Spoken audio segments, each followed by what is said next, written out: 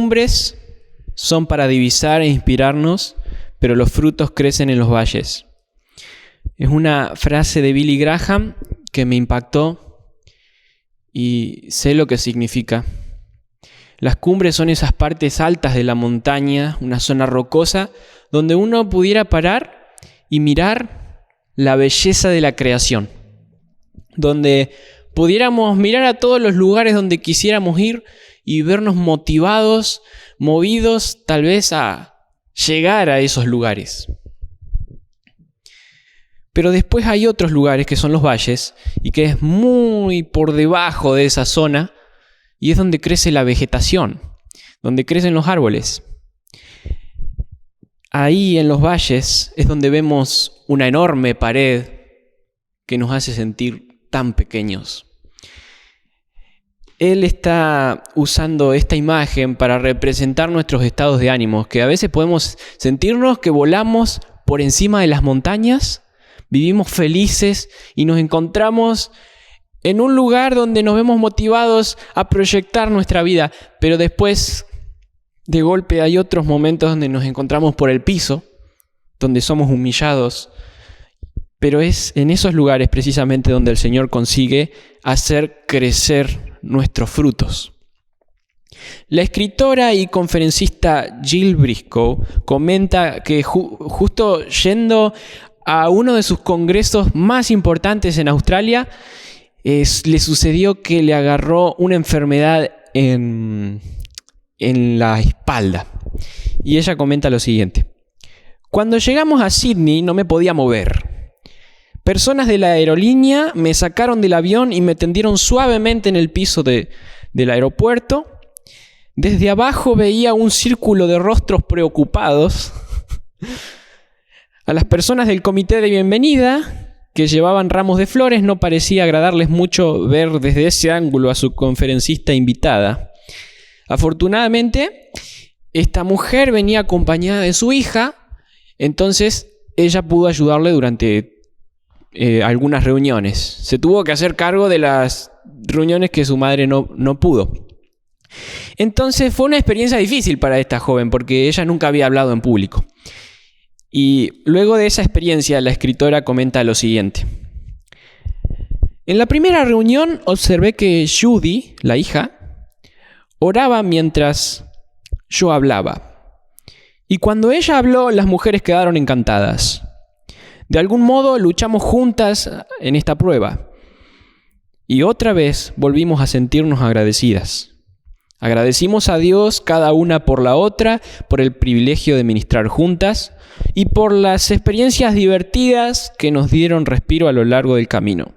Agradecimos a Dios por dotar a Judith con dones exclusivos. Casi habíamos renunciado, pero Dios nos dio la gracia y la fortaleza para continuar hasta completar el cursillo. Cuando abordamos el avión de regreso a casa, teníamos una nueva visión de un ministerio juntas que se ha llevado a cabo de manera novedosa y profundas. A menudo he vuelto a revivir las lecciones que aprendimos en nuestro viaje. Por sobre todo, he tratado de no desperdiciar el dolor que Dios permitió en mi vida y dejar que ese dolor me conduzca a Él, no que me aleje de Él. Y he tratado de estar agradecida en toda circunstancia. No desperdicies tu dolor. Es el título de este mensaje, inspirado un poco en las palabras de esta mujer. No es fácil encontrar sentido al sufrimiento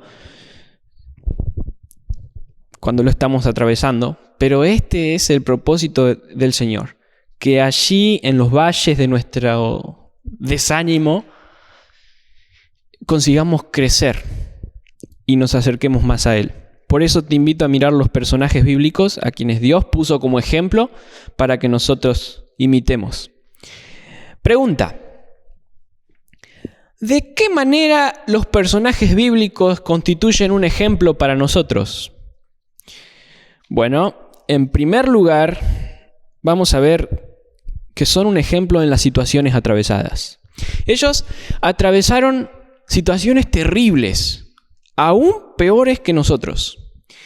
Puede que al leer la Biblia veas estas personas como personajes de cuentos, pero no son personajes, son personas de carne y hueso con un alma frágil, con un corazón despedazado, como vos y yo.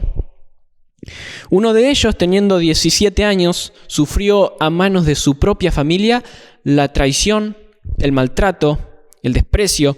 Fue llevado como esclavo a Egipto y falsamente acusado de abuso sexual, de intento de abuso sexual, difamado y encerrado injustamente y olvidado en una cárcel durante mucho tiempo. ¿De quién estamos hablando? De José. Después hay otro que perdió a sus criados a manos de enemigos.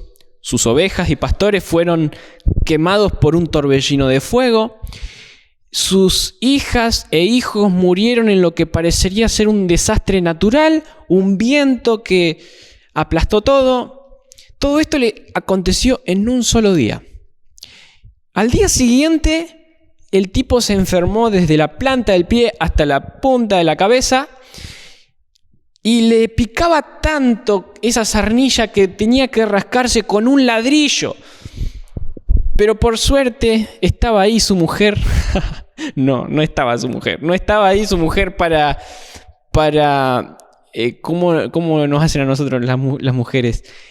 Servirnos una tacita de té cuando estamos enfermos. Ni estaba la mujer para ponerle un pedazo de paño frío cuando levantaba fiebre. No, la mujer, ¿qué le dijo? Entonces le dijo su esposa: ¿todavía retienes tu integridad? Maldice a Dios y muérete. Oh, la mujer. Jeremías, ese es Job. Después tenemos otro ejemplo, el de Jeremías. Una persona elegida y enviada por Dios a profetizar contra la idolatría de Israel, advirtiéndole sobre la invasión de Babilonia, amenazado de muerte por su propio pueblo. Fue desafiado por un falso profeta. El rey quemó su larga colección de profecías. ¿Y qué hizo Dios? Le mandó a que las redactara de nuevo. Fue azotado, puesto en prisión. El pueblo no obedecía sus palabras.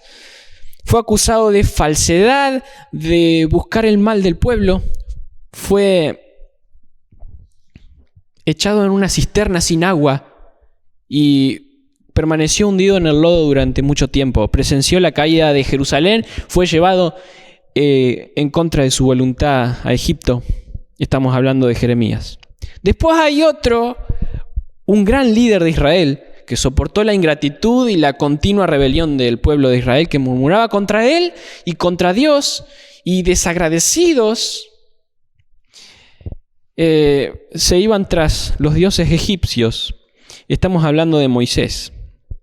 Después había otro que, perseguido por su propio suegro, quien era el rey de Israel, tuvo que huir al desierto. En ocasiones se tuvo que refugiar en cuevas. El rey le tenía envidia, por eso lo perseguía. Perdió a su mejor amigo, Jonatán, en una batalla. Luego de ser rey tuvo serios problemas familiares. Estamos hablando de David. Luego hay otro, si conoces el dolor de la infidelidad y de la traición, seguramente eso no se compara con lo que sufrió este personaje. Llamado por Dios a casarse con una prostituta que continuaba siendo infiel aún después de haberse casado, y él tuvo que pagar para tenerla con él. Estamos hablando de Oseas. Otros literalmente echados en un horno de fuego y en el foso de leones por resistir la presión de una nación pagana. Estamos hablando de Daniel, Sadrac, Mesac y Abednego. Tenemos a una mujer que pierde a su marido en su juventud y por seguir a su amada suegra y a su Dios, tiene que mudarse a comenzar su vida desamparada desde cero en una nación desconocida. Estamos hablando de Ruth. Otro fue difamado, arrestado injustamente, golpeado y apedreado hasta morir. por predicar el evangelio que Dios le había encomendado. Estamos hablando de Esteban. Tengo un par más. Hay una persona con un buen estatus que es llamada por Cristo a renunciar a su vida, a su puesto, para predicar el evangelio a un costo altísimo, porque Dios le iba a mostrar cuánto le era necesario padecer por su nombre. Encarcelado, azotado varias veces, menospreciado por la iglesia que no confiaba en su conversión y experimentó gran oposición. Fue prisionero hasta ser decapitado. Estamos hablando de Pablo. El último tal vez te suene un poco más. Despreciado y desechado entre los hombres. Varón de dolores, experimentado en quebranto. Fue menospreciado y no lo estimamos. Ciertamente llevó él nuestras enfermedades y sufrió nuestros dolores. Y nosotros le tuvimos por azotado, por herido de Dios y abatido. Mas él herido fue por nuestras rebeliones, molido por nuestros pecados. Claro que estamos hablando de Jesús. Con todo esto podemos sentirnos identificados. ¿Y vos, con qué personaje te sentís identificado? ¿En qué más nos podemos sentir identificados con estos personajes bíblicos? No solo en las situaciones atravesadas, sino también en los efectos negativos que estas situaciones producen. Uno de esos efectos, el deseo de no existir, ya sea de morir o de no haber nacido, y en la acción de maldecir ese día en que nacimos. Por ejemplo, ¿por qué no morí yo al nacer o expiré al salir del vientre?, dice Job. ¿Por qué no me mató en el vientre y mi madre me hubiera sido mi sepulcro y su vientre embarazada para siempre? ¿Para qué salí del vientre?, dice Jeremías. ¿Nota que el dolor hace que nosotros estemos pensando en nosotros mismos, en lo que nosotros estamos sufriendo y pasando mal, pero no pensamos en mamá, en papá, en la familia? Después hay otro. Yo te ruego que me des muerte. Esta es una oración de Moisés. Otro se sentó debajo de un enebro y dejando morirse dijo: ya basta, oh Jehová, quítame la vida. Elías. Uno más. Te ruego que me quites la vida, porque mejor me es la muerte que la vida. Mucho me enojo hasta la muerte. Jonás.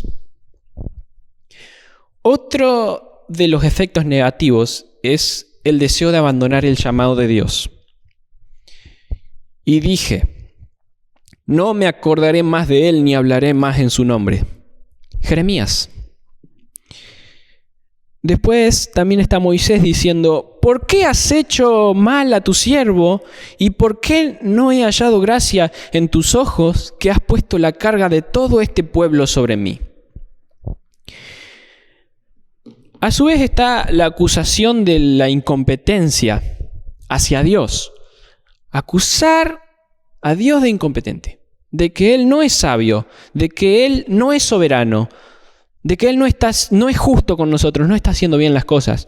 Como un pueblo que, elegido por Él, salió de Egipto y dijo: ojalá hubiéramos quedado en Egipto, porque ahí teníamos para comer, teníamos un lugar donde caernos muertos, pero acá en el desierto pereceremos para siempre. Como decía Miguel en el sermón pasado, no está mal preguntar por qué. Moisés preguntó por qué. Job preguntó por qué. David preguntó por qué. El Señor Jesús en la cruz preguntó por qué en su agonía. No está mal preguntar por qué. Lo que está mal es guardar resentimiento en contra de lo que Dios decidió para nosotros. Es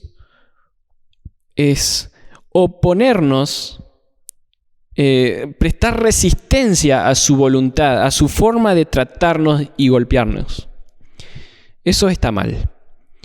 Si bien los personajes bíblicos sufrieron y en ocasiones erraron, también aprendieron a no desperdiciar el dolor, sino a aprovecharlos para aprender la lección. Quiero que busques conmigo Hechos capítulo 7. Hechos capítulo 7. Vamos a ver una tercera parte en la que podemos sentirnos identificados con estos personajes, y es por las reacciones acertadas. Para esta tercera parte vamos a tomar específicamente el ejemplo de Esteban como modelo de conducta en medio del sufrimiento. En medio del quebranto, en medio del dolor, de un corazón en pedazos, ¿cómo deberíamos actuar los hijos de Dios? Vamos a leer Hechos, capítulo 7, versículo 55. Pero Esteban, lleno del Espíritu. En primer lugar, llenos del Espíritu.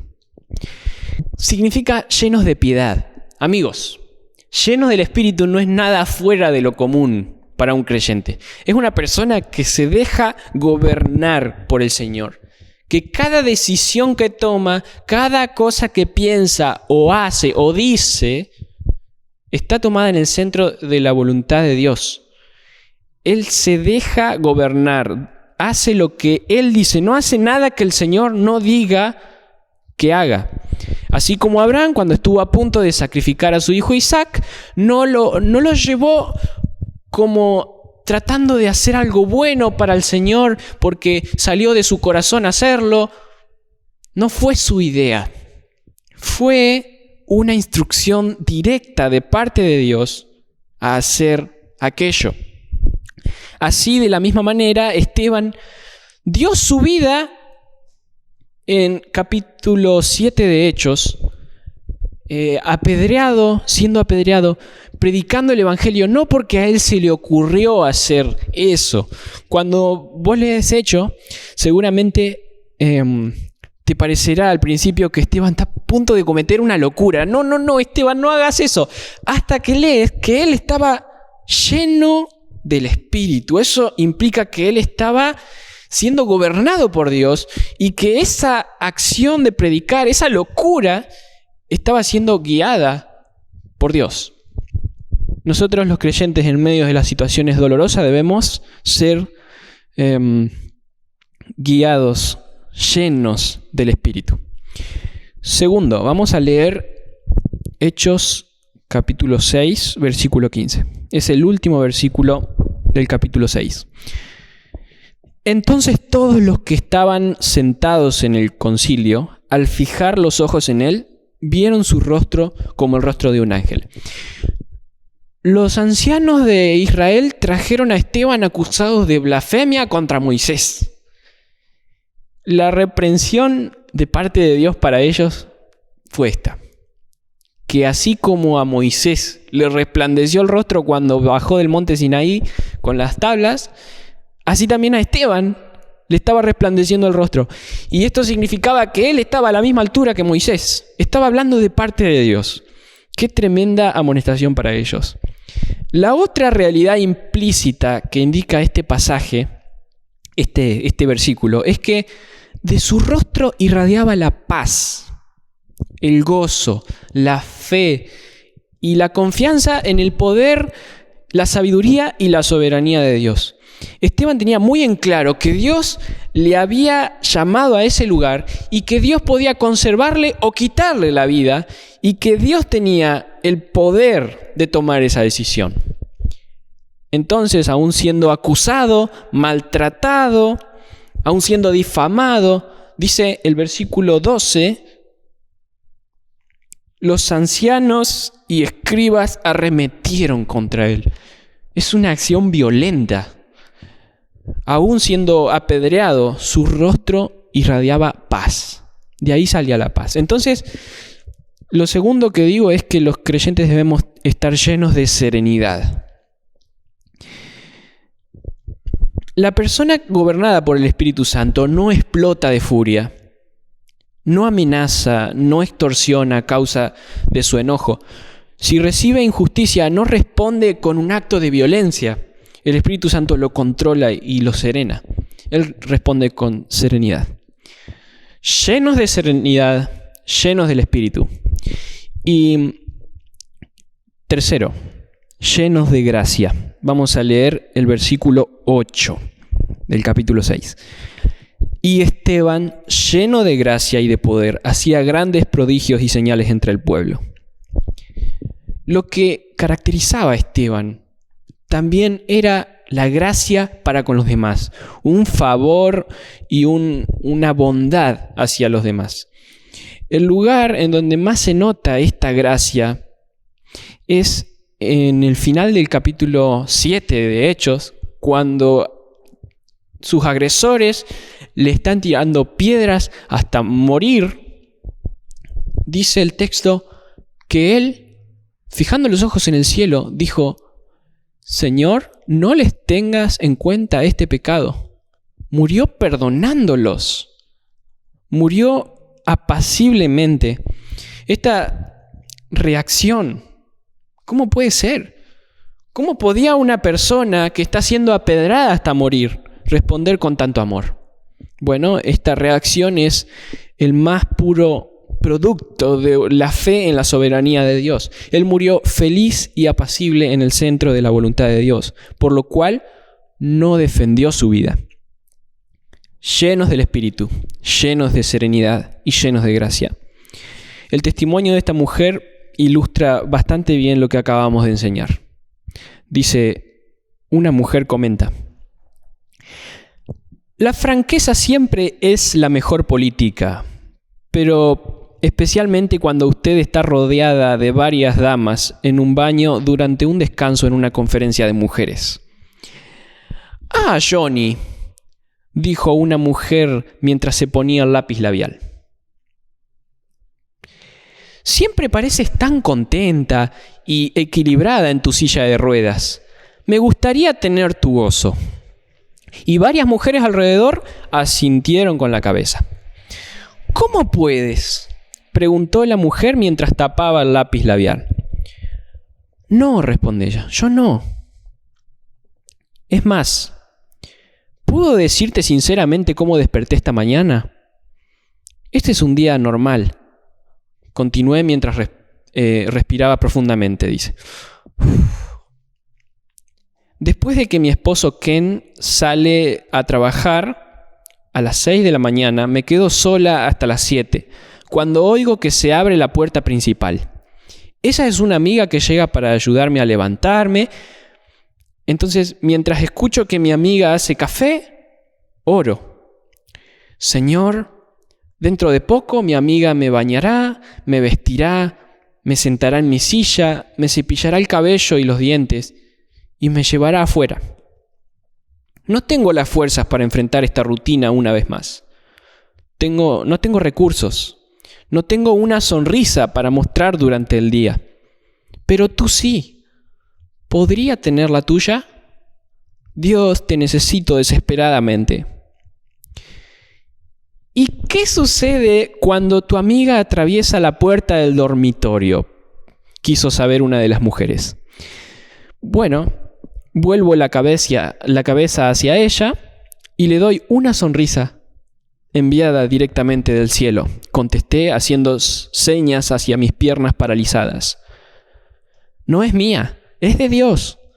Y así cualquier gozo que veas hoy comenzó a ganarse con dificultad esta mañana. No planeamos sufrir como sufrimos. No lo deseamos, no lo esperamos y de pronto la vida, ¡pam!, nos golpea. Y en esos momentos es cuando caemos en el valle, abajo de esa montaña.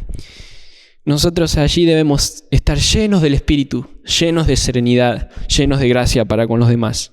Y esto no sucede, el crecimiento espiritual del creyente no sucede cuando todo nos va bien, sino que a través de estos padecimientos el Señor humilla nuestro corazón y consigue Él crecer en nosotros. Él se fortalece más en nuestra vida. Así nosotros entendemos que Él es más fuerte.